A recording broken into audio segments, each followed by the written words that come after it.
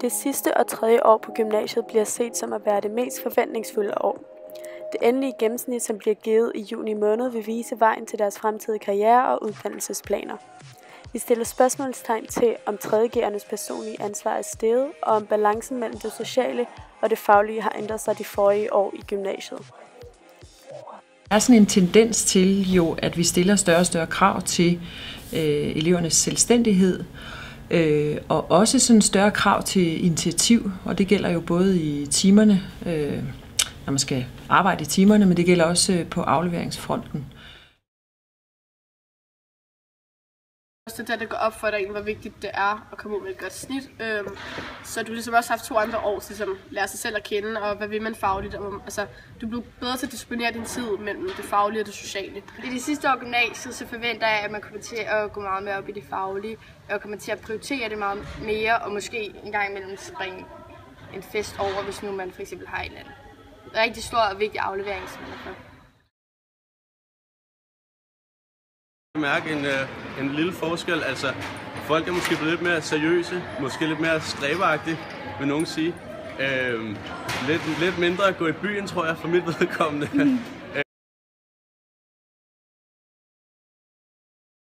Ja, jeg synes, at man er presset lidt af ens karakter generelt, at det betyder en del, specielt her i 3.G. Ja, med et buzzword kunne man sige, at en 3.G-elev i høj grad er proaktiv på sin egen læring, hvor man måske som 1. og 2.G-elev mere er på vej til at overhovedet finde ud af, hvordan lærer jeg bedst, og det skulle man rigtig gerne have en god fornemmelse for, når man går i 3.G.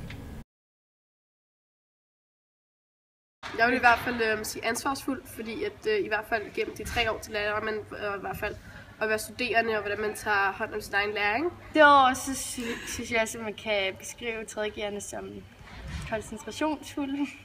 Jeg vil også sige, at de er rummelige, fordi at nu har de været her i mange år, og derfor så skal de ligesom også lære ligesom at tage hånd om de nye. De ved ligesom, hvordan det er ligesom at skabe neum. Altså de vil også gerne have, at folk føler sig velkomne i og med det er et gymnasie. De skal præsentere og være stolte af, så jeg vil sige, at de er rummelige. At det selvfølgelig er hårdt arbejde, at det også kræver en koncentreret, fokuseret indsats, og at man skal være god til at planlægge sin tid, så man også får plads til andet end bare at gå i skole. Skole, social og så også balance. Der skal også være en balance. Ud fra statistikker, artikler og udtalelser kan vi konkludere, at det sidste år i gymnasiet både er fagligt og socialt udfordrende, og at forventningerne stiger til det faglige både fra selve eleven, men også fra omverdenen.